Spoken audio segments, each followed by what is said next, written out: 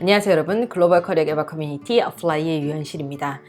이번 에피소드에서는 제가 얼마 전에 받은 질문을 소개시켜드리고 제 생각을 한번 공유해드리도록 할게요. 이 질문은 DH님께서 보내주셨어요. 저는 국내 외국계 회사를 타겟으로 하고 있습니다. 그런데 항상 자격 요건에 Fluent in English라고 되어 있어서 지원을 망설이게 되더라고요. 국내 대학교를 나와도 영어를 잘하는 분들이 많으니까요. 비즈니스 영어를 향상시킬 수 있는 방법이 없을까요? 라고 질문을 주셨는데요. 사실 이분은 제게 비즈니스 영어를 향상시키는 방법을 질문을 해주셨지만 저는 이분의 지금 심리적 장애물에 대해서 한번 얘기를 해보고 싶어요.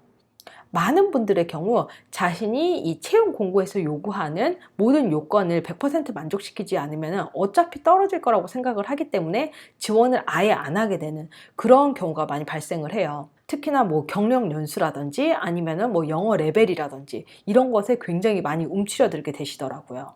근데 조금 더 깊게 들어가서 여기에서 말하는 이 플루언트의 레벨이 뭔지에 대해서 한번 생각해 보실 필요가 있어요. 왜냐면은 대부분의 외국계 기업의 경우 이 Fluent in English를 내세우고는 있지만은 그 포지션마다 이 영어의 중요도가 굉장히 다양해요. 예를 들어서 어떤 포지션에서는 이 Fluent의 레벨을 뭐 그냥 인터널 동료들하고 함께 영어로 이메일로 주고받을 수 있는 그런 수준을 Fluent라고 부르기도 하고요. 또 어떤 포지션에서는 정말 직접 해외 클라이언트들을 말로 설득할 수 있는 그런 커뮤니케이션 능력을 Fluent라고 불러요. 예를 들어서 저 같은 경우에는 제가 한 13년 전에 한국에서 이제 해외 취업과 외국계 취업을 같이 준비하고 있을 때였어요. 그때 당시에는 저는 비즈니스 레벨의 영어를 구사하고 있지 않았어요. 그리고 그런 문구가 있을 때마다 굉장히 떨리고 저도 지원을 못하는 경우가 많았었거든요. 그런데 이제 제가 지원을 한 어떤 외국계 기업에서 이제 면접을 보러 오라고 그래서 그쪽에 간 적이 있었어요. 근데 면접을 보다가 한국어를 보다가 갑자기 이제 영어를 써야 되는 포지션이니까 영어로 바꿔보자 해서 그분하고 담당자분하고 영어로 얘기를 하게 됐어요. 영어로 이제 면접을 조금 하고 났더니 뭐 이 정도면은 일하는데 문제 없겠네 라는 그런 얘기를 들었어요. 물론 채용 공고에는 Fluent in English가 있었고요. 저는 그때 당시에 비즈니스 영어를 구사할 능력이 되지 않았어요. 그럼에도 불구하고 그분은 저를 Fluent라고 생각을 했던 거죠. 그러니까 우리가 생각하는 Fluent랑 상대방이 생각하는 Fluent랑 굉장히 다를 수도 있다는 말이에요. 자세한 레벨 같은 경우에는요, 채용 공고에서는 다뤄지지 않는 경우가 굉장히 많아요. 그렇기 때문에 이런 것들은 나중에 면접에 가셔서 직무에 대해서 정말 자세하게 얘기를 나누고 도대체 어디서 어떻게 누구와 커뮤니케이션 해야 되는지에 대해서 깊게 들어가다 보면은 자연스럽게 어느 정도의 레벨이 요구되는지 아실 수 있을 거예요. 중요한 점은 기업의 채용 공고는 사실 이상형 리스트라는 얘기예요. 그게 뭐냐면은 이런 것들을 다 가지고 있는 사람이었으면 좋겠다라는 자신들의 희망사항인 거예요.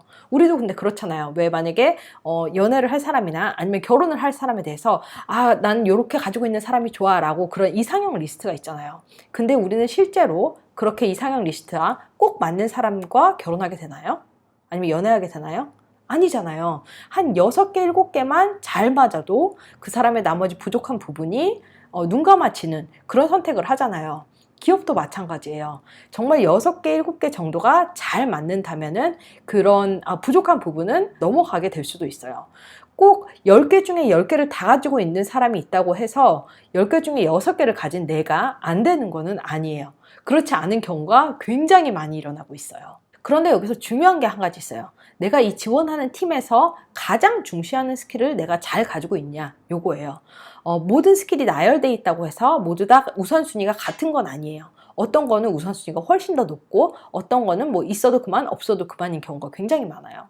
이 우선순위가 높은 스킬 같은 경우에는요, 채용 공고의 그 퀄리피케이션欄에 상단에 위치해 있거나 아니면 또 이 전체적인 채용 공고를 통해 여러 번 반복되면서 강조되고 있는 것들이 굉장히 많아요.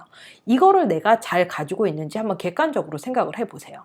그리고 그거를 가지고 있고 한 내가 60%에서 70% 정도 잘 맞는다, 이 정도 생각을 하시면은 우선은 도전을 해보실 것을 권해드리고 싶어요.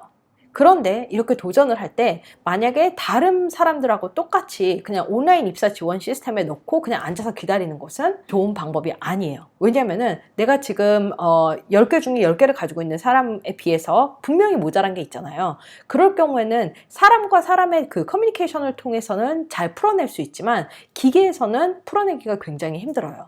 그래서 만약에 내가 한 6개, 7개를 가지고 있다. 그런데 온라인 입사 지원서를 통해서 이제 지원을 했다. 그럴 경우에는 1차에서도 통과되지 않을 확률이 굉장히 높아져요. 내가 만약에 이렇게 지원 자격에 비해서 모자라는 게 조금 있다. 이럴 경우에는 정말 플러스 알파가 필요해요. 내가 정말 다른 사람들에 비해서 특별한 무언가, 내가 가지고 있는 6개 플러스 나의 자세나 성격, 이런 것들이 빛나게 보일 수 있는 그 무언가를 준비를 하셔야 돼요. 우선 제가 추천해드리는 방법은 내가 지금 타겟하는 회사, 포지션에서 일하고 있는 사람이나 아니면 거기에서 일했던 사람들을 링크드인에서 다 찾아보는 거예요.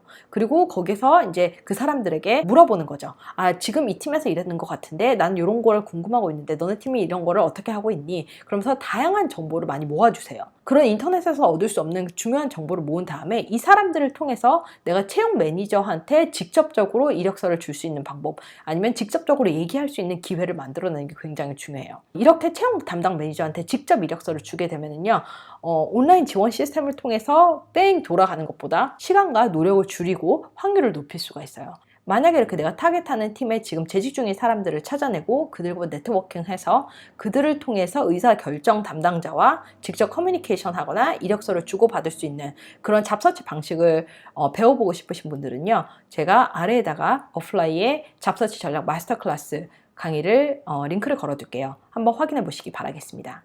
여러분들 중에 혹시 자격 요건에 100% 부합이 되지 않는데 지원을 해서 좋은 결과를 얻어보신 적이 있으신가요? 아니면은 혹시 다른 피드백을 받아보신 분들이 계신가요? 그렇다면은 아래 댓글란을 통해 이 에피소드를 보고 계신 다른 분들과 공유해 주시기 바라겠습니다. 이번 에피소드가 도움이 되셨다면 꼭 좋아요와 구독하기 눌러주시고요. 그럼 다음 에피소드에서 또 만나 뵙도록 하겠습니다. 안녕히 계세요.